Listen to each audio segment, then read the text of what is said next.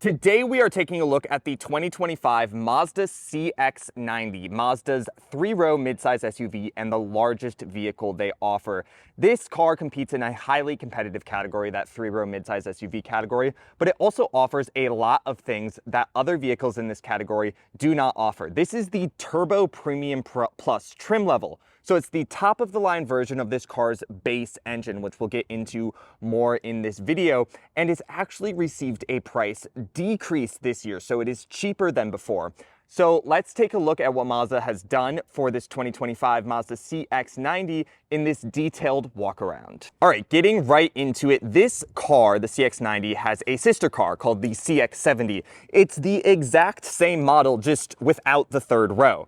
Mazda kind of went cheap on their two-row midsize SUV category, but design-wise, there are a few differences just in terms of the trim. So you can see we have a lot of chrome trim around the outside of this CX-90, around the grille, along the front bumper, along the side, along the roof. And on CX-70, all of those elements are a gloss black material. So that's kind of how you can differentiate the CX-70 and the CX-90 design-wise, is just in the exterior trim.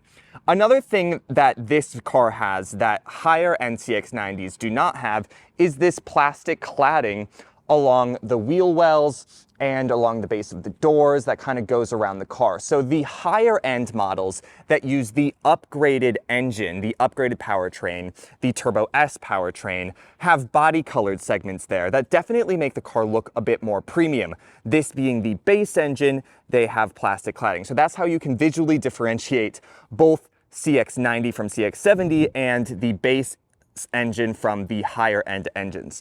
But in terms of design, I have always thought this is a very elegant car. Mazda is definitely attempting to be a bit more upmarket than other mainstream brands like Honda with the Pilot and Toyota with the Highlander and Grand Highlander. And the design certainly speaks to this. I think this red color is also absolutely beautiful. You can really see it in the kind of weak sunlight we have right now. At different angles, it really just pops and is so vibrant.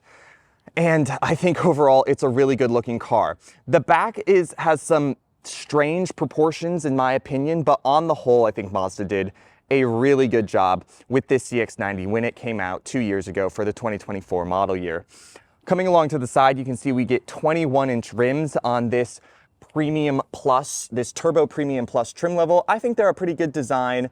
Again, the plastic cladding does kind of stand out. This car looks really good with body-colored fenders and body-colored cladding all around. I think that is the biggest detriment to going for this base engine, honestly, is just the looks of the car. But on the whole, I think this is still a pretty good-looking car. And the plastic fenders, they don't bother me too much. They're not like the size of the plastic fenders on Mazda CX-50, which are absolutely massive, or Mazda CX-30. These are a bit more understated. We also have a really nice badge right here on the front fender, inline 6-cylinder. So even though this is the base Mazda CX-90 engine, it still is an inline 6-cylinder.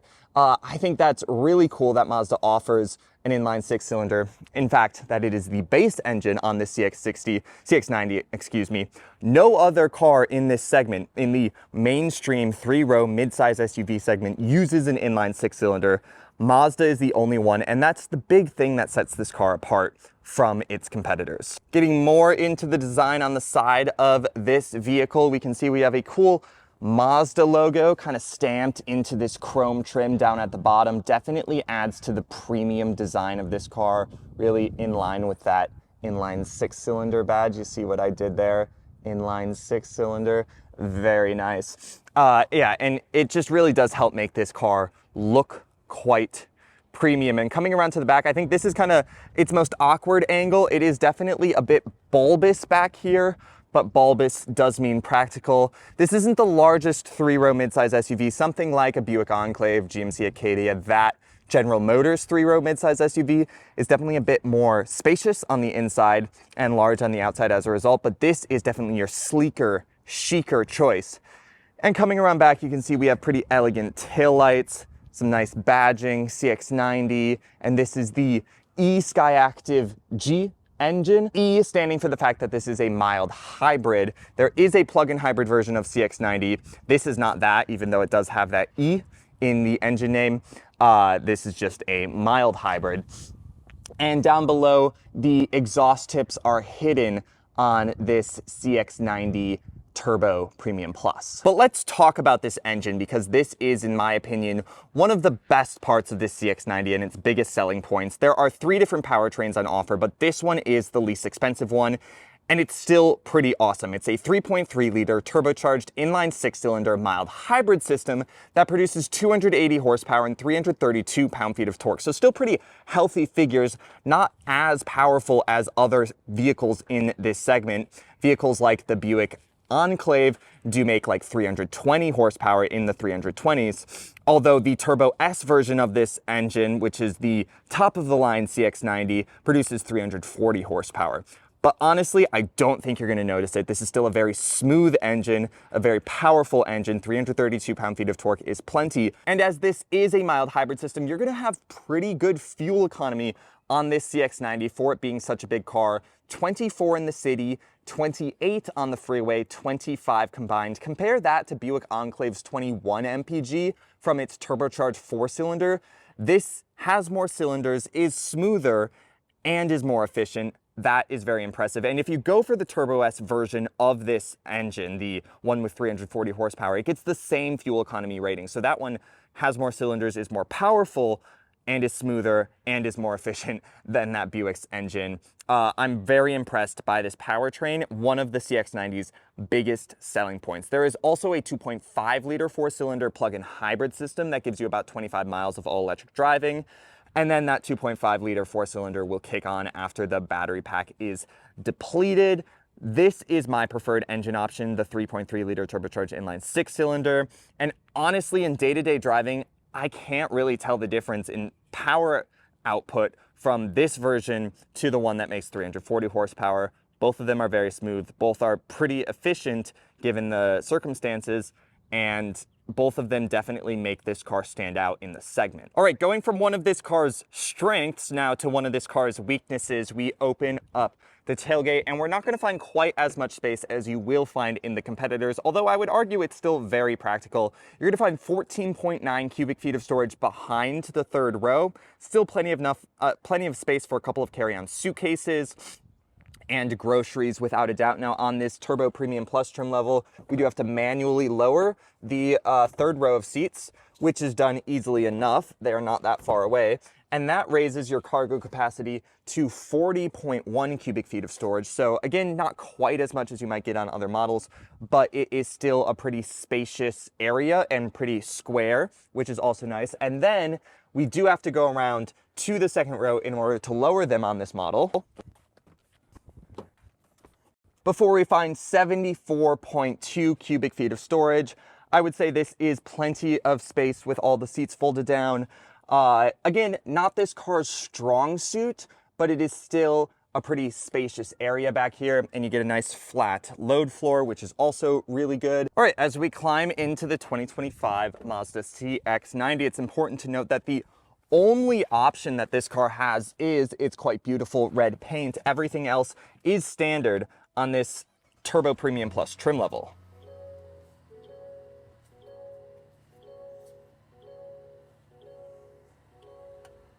And inside we will find a pretty upscale interior that I am relatively impressed by. We have a 12.3-inch infotainment system, which in the native system is controlled by a rotary dial, which I think is the safest way to use an infotainment system, as you don't have to take your eyes off of the road or your hand really far from the steering wheel, and it gives you a tactile interface with the technology, although when you are in Apple CarPlay or Android Auto, it will operate as a touchscreen. We also have a lot of physical controls down here, which I am a big fan of. Physical controls are great with heated and ventilated seats and a heated steering wheel as well. 2-zone automatic climate control, nice leather up on the dash with contrast stitching. Over here we have a fully digital instrument cluster, which I also really like. Crisp, clear readout of your speed, and you can't really see it, but there is a heads-up display as well. Very easy to use buttons on the steering wheel that are clear, music controls, Cruise controls, like every Japanese car, these are on the wrong side of the steering wheel. I wish my infotainment controls were on the left or the right side of the steering wheel and my cruise controls were on the left side. Regardless, all the buttons are still there if they are on the wrong side, but they drive on the left-hand side or the right-hand side of the car in Japan, so that's why they're backwards in Japanese cars. And looking at these seats, they are, again, this dark seat with the contrast brown piping and stitching, a pretty good look. You can get some really nice interior color combos in the Turbo S Premium Plus models that aren't as much on offer in this Turbo Premium Plus. You have this chrome trim and a lot of more physical controls. I'm not a big fan of this gear selector. It's just a bit clunky. You move to the right, you have to pull this lever to the right for reverse, pull back for drive. Like a PR and like a normal shifter would have been great there. It's fine. It's not the end of the world, but it is not my favorite. We also have a drive mode selector, so we can move through the 3 drive modes, normal, sport, and off-road. Pretty simple here in the Mazda CX-90. But yeah, overall, I would say this is a very pleasant interior. And for the price, I would say you're definitely getting a lot for your money. It feels almost like a luxury car up here. All right, climbing now into the second row of the 2025 Mazda CX-90. This has captain's chairs in the second row, this Turbo Premium Plus model. So this is exclusively a 7-seater configuration, this trim level 2, 2, 3 in the back. So let's climb on in. And this chair is adjusted to my ideal driving position, and I have plenty of knee room and foot room. And when I sit upright, even though there is a panoramic sunroof, I also have plenty of headroom. And this chair is actually like sat very upright. So if I were to recline it, well, now I am pretty comfortable here in the back of the CX-90. I also really do like that you get manual peasant blockers on this Turbo Premium Plus trim level. And again, that panoramic sunroof lets in a lot of light.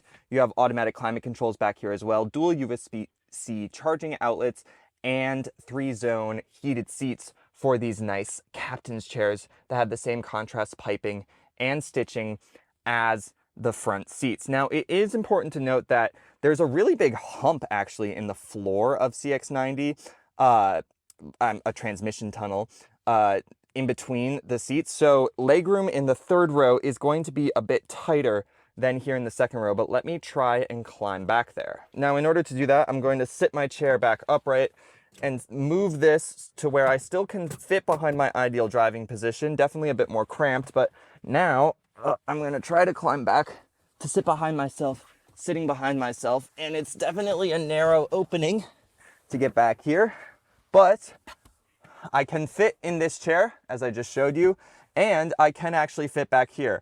More than enough knee room. This chair could be leaned back a little bit. And when I sit upright, my head is hitting the ceiling, but I do fit.